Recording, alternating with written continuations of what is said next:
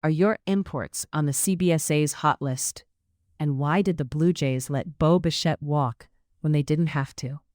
Plus, the Raptors torch a zone in Sacramento, and Prime Minister Mark Carney's Davos speech reverberates from Ottawa to Washington.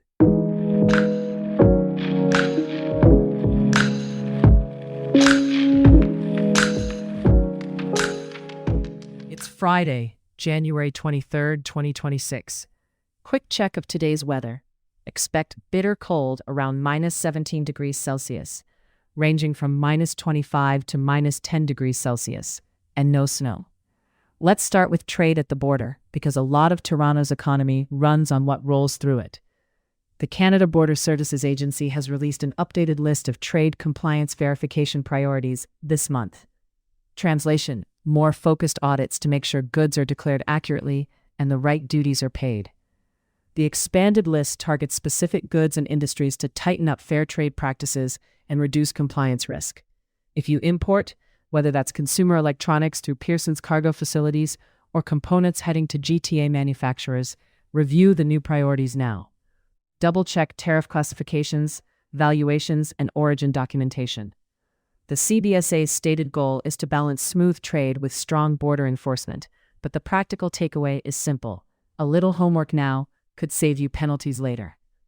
To national politics and the world stage, Prime Minister Mark Carney used his World Economic Forum platform to argue that middle powers like Canada can help build a new rules-based order amid global turbulence.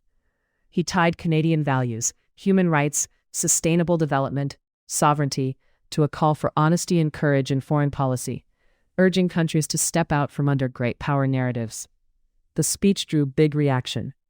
Opposition leader Pierre Poilievre called it eloquent, but pressed for concrete moves to reduce Canada's reliance on the U.S.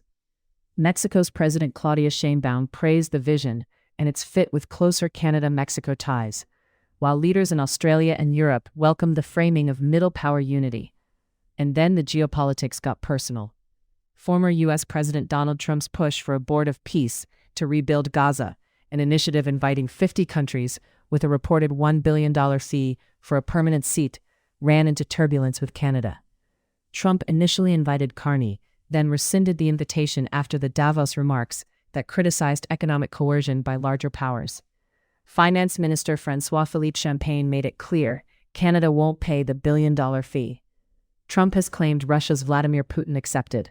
Putin's camp says it's still under consideration. The bottom line: Carney's message about not simply complying with great power pressure is being tested in real time. A quick travel data point with local implications. Statistics Canada says Canadian land trips to the U.S. fell 30.9% in 2025 versus 2024. 16.9 million Canadian vehicles processed last year, down from about 25 million. American entries to Canada dipped 6.3%. While some border points, like Windsor-Detroit, saw smaller drops, this is still a notable, prolonged decline. For Toronto and Ottawa families who've cut back on cross-border shopping and sports road trips, you're not alone. For businesses, it's another signal to watch consumer patterns and logistics costs this year. Back in Ontario, two stories on resources and recycling that connect directly to climate and the economy. First, a new Ontario Chamber of Commerce report, Mining 2030, Unearthing Ontario's Potential, presses for stronger Indigenous partnerships and a faster, clearer permitting system so mines can actually open on timelines that matter to the energy transition. Despite recent reforms, the permitting grind remains a bottleneck. With critical minerals in the Ring of Fire touted as essential for batteries and clean tech, this isn't just about digging faster. It's about building trust and predictability, so investment shows up and communities benefit. Second, recycling. Circular Materials, Ontario's new private recycler, is under review after stopping collection of overflow blue bags, raising questions about compliance with blue box regulations. Peel Region residents have been notified. Keep materials loose in blue bins. It's a small operational change with real-world confusion for households. If you're standing in your kitchen wondering what to do with that extra cardboard, the message right now is to flatten, break down, and fit it in the bin without extra bags. Clear guidance will matter as the province shifts more responsibility to producers. Sports time. The Toronto Raptors solved a tricky Sacramento zone and won 122-109, their first victory in that building since January 25, 2023. Scotty Barnes took over the third quarter. 14 of his 23 points came in that frame, and Brandon Ingram matched him with 23, a balanced punch that broke the game open. Sacramento sat Domantas Sabonis after a heavy stretch and dropped a third straight. The interesting wrinkle for the Raps, a two-headed point guard look with Emmanuel Quickley and Jamal Shed. If that sticks, you may see quicker ball movement and more dribble penetration to collapse zones, a helpful counter for teams packing the paint against Barnes and Ingram. And yes, the baseball headline stings. Bo Bichette is a New York Met. The shortstop and lifelong Blue Jay signed 3 years, $126 million in his first free agency. Reporting suggests the Jays had the cash to match, but didn't. Between the lines, a relationship that had frayed and a front office unwilling to stretch for a short-term high-dollar fix. Bichette's intro in Queens hit the usual notes about fit and ambition, which some see as canned. For Toronto, the question is less why they passed and more what the plan is now. Defense up the middle, right-handed pop, and the identity of a lineup that's been searching for an engine. The clock is ticking. A quick community media note. CBC is leaning into local connection. For our Ottawa listeners, the Highlight newsletter is a monthly look at people and places across the capital, and Robin Bresnahan's This Is Ottawa podcast drops every Monday.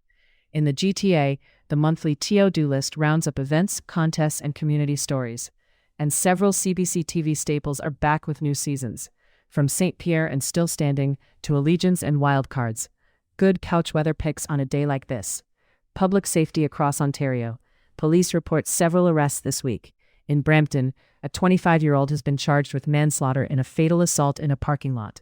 In downtown Toronto, at Gerrard and Church, 4 pedestrians were struck. A 27-year-old man in Toronto faces more than a dozen charges in an alleged trafficking and sexual assault case involving teenage girls. OPP in Pembroke charged 2 people with drug trafficking offenses. And in Etobicoke, police arrested a suspect in a daytime sexual assault and believe there may be additional victims. As always, anyone with information is encouraged to contact police or Crime Stoppers. Before we wrap, a thought tying a few threads together. Border compliance, fewer cross-border trips, and the push for Ontario's critical minerals all point to the same strategic question: how does Canada strengthen supply chains at home, sustainably, while staying open to the world? Carney's Davos pitch for middle power leadership is lofty rhetoric, but on-the-ground execution will look like faster, fairer permitting, clear recycling rules that actually work, and a trade regime where businesses know the rules and can plan. That's where national narratives meet municipal budgets, household routines, and yes, your curbside bin. That's it for today. Bundle up, around minus 17 degrees Celsius on average and no snow, and enjoy the win if you're a Raptors fan. If you've got a story tip in Toronto or Ottawa, send it our way.